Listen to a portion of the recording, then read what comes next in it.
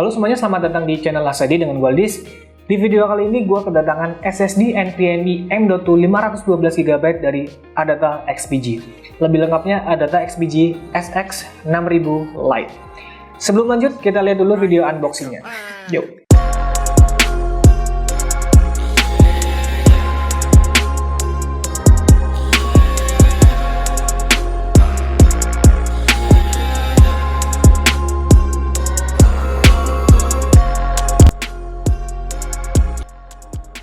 Oke, kita bahas dulu dari isi dalam boxnya. Pertama udah pasti ada SSD-nya. Terus kita dapat juga heatsink yang nantinya kita tempel di SSD-nya. Dan heatsinknya ini lumayan tipis. Dan ya udah cuma itu doang tuh, dua. Jadi ya udah, kita langsung aja ya bahas langsung ke lebih teknisnya aja. Kita mulai dari spesifikasinya dulu. Jadi SSD ini form factor-nya pakai M.2 2280 yang udah PCIe Gen 3 dan support NVMe 1.3. SSD ini juga udah pakai 3D NAND flash. Terus buat kecepatan read-nya, read dan write-nya maksudnya ya, klaim dari Adata itu 1800 Mbps untuk read dan untuk write-nya di 1200 Mbps. Nanti kita coba ya untuk kecepatannya ini beneran sesuai dengan klaimnya atau enggak, secara sintetis dan secara actual speed-nya. Terus ini menurut websitenya lagi nih, SSD ini udah memiliki LDPC ECC atau Low Density Parity Check Error Correcting Code, yang mana fungsinya ini untuk mendeteksi dan meminimalisir terjadinya data error dalam SSD yang nanti membuat umur SSD jadi lebih panjang. Ngomong-ngomong umur nih, SSD ini punya TBW atau terabytes written di 480 terabytes.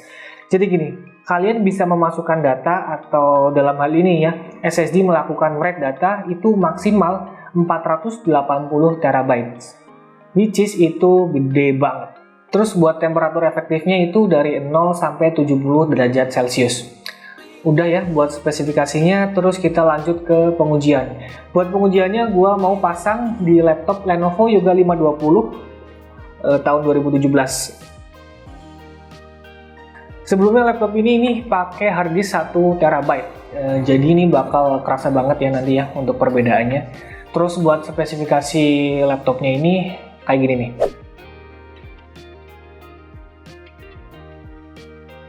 Nah, langsung aja ya kita masuk ke pengujiannya. Yuk.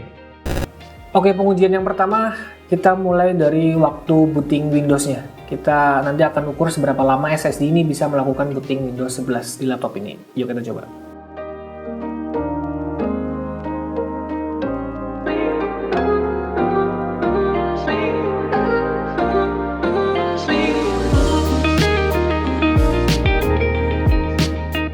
Ya, untuk SSD ini, SSD M.2 NVMe entry level ini udah tergolong bagus, udah bisa ngelakuin booting Windows kurang dari 13 detik.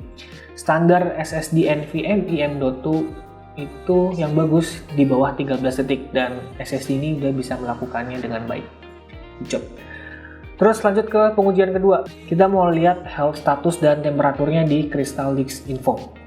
Nah, bisa dilihat ya untuk health statusnya ini 100%. Ya jelas namanya juga SSD baru. Kalau nggak 100% ini baru dipertanyakan. Kenapa nggak 100%? Oke, lanjut. Terus untuk temperaturnya ini ada di 43 derajat Celcius. Ini artinya normal ya, karena temperatur yang normal itu dari 0 sampai 70 derajat Celcius. Kayak yang tadi gua udah jelasin di spesifikasinya. Terus lanjut untuk pengujian yang ketiga, kita mau uji pakai Crystal Disk Mark untuk pengujian kecepatan sintetisnya.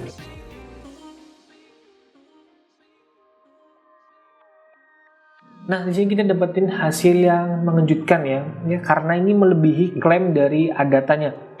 Buat read-nya ini ada di 2052 Mbps, yang klaim dari Adata itu cuma di 1800 Mbps.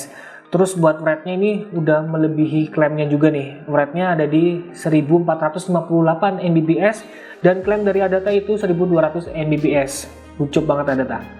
Nah, Adata ini juga punya aplikasi ya untuk monitoring kondisi SSD-nya dan untuk update firmware. Tapi setelah gue coba di laptop ini nggak bisa nih. Gue udah coba install ulang, juga tetap nggak bisa. Nggak tahu kenapa nih. Ya tapi balik lagi ya, aplikasi ini punya banyak fitur nih. Di sebelah kiri ini ada 7 menu. Yang pertama drive information, terus diagnostic scan, utility, terus system optimization, system information, benchmark, dan yang terakhir ini ada aplikasi yang bisa untuk clone drive. Yaudah ya, kita lihat informasi tentang SSD dan pengujian secara sintetis. Sekarang kita coba actual speednya ya, dengan transfer data. Di sini gua coba untuk transfer data kurang lebih itu 3 GB. Kita akan copy ke sistem C-nya. Yuk kita coba.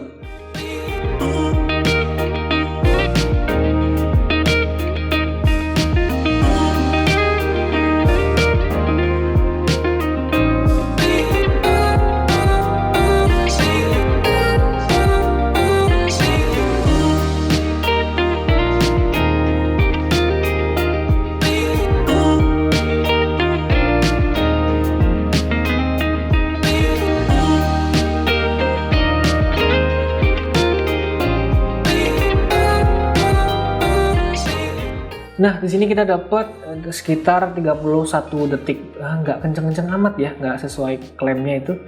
Tapi better lah daripada HDD, SSD SATA, atau bahkan SSD M.2 non-NVMe. Agak gak heran sih sebenarnya ya. Ya karena SSD ini SSD entry level. Nah, udah ya untuk pengujiannya. Jadi masuk kesimpulan nih. Pertanyaannya, apakah worth it ambil SSD ini? Jawabannya worth it kalau kalian hanya butuh SSD untuk menggantikan hard disk, SSD SATA, atau bahkan SSD M.2 non-NVMe kalian. Apalagi kalian cuma butuh 535.000 aja buat dapetin SSD ini. Ini dengan ukuran 512 GB lagi, gede banget kan.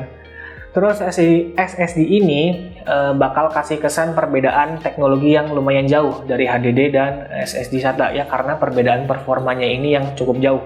Tapi kalau kalian untuk penggunaan lebih ekstrim, penggunaan transfer data yang lebih cepat, kayak penggunaan untuk permainan game ya, kalian bisa ambil SSD kelas di atasnya, kayak data XBG SX8800 Pro, atau bahkan Adata Atom 50 yang punya performa di atas kertas jauh lebih ngebut lagi. Tapi balik lagi, semua sesuaikan dengan kebutuhan kalian dan spesifikasi device kalian juga. Jangan paksain laptop atau PC kalian yang pakai spesifikasi hardware lama atau yang entry level, terus dipaksain pakai SSD terbaik. Ya kan jadinya nggak seimbang, bahkan bisa buat rusak perangkat kalian. Jadi bijaklah membeli barang. Sesuaikan dengan spesifikasi yang ada dan jangan memaksakan dengan keadaan. Waduh, dalam bener bang. Udah kebanyakan ngoceh nih. Jadi gitu ya untuk kesimpulannya. Terus buat kalian yang mau beli SSD ini, kalian bisa langsung aja ke kolom deskripsi di bawah. Di sana gue udah kasih link pembeliannya. Pakai link itu kalau kalian support channel ini. So, jika kalian suka dengan video ini, klik tombol like-nya. Jika kalian nggak suka, klik tombol dislike-nya aja nggak apa-apa. Jangan lupa untuk klik tombol subscribe-nya. Thank you udah nonton. Bye-bye.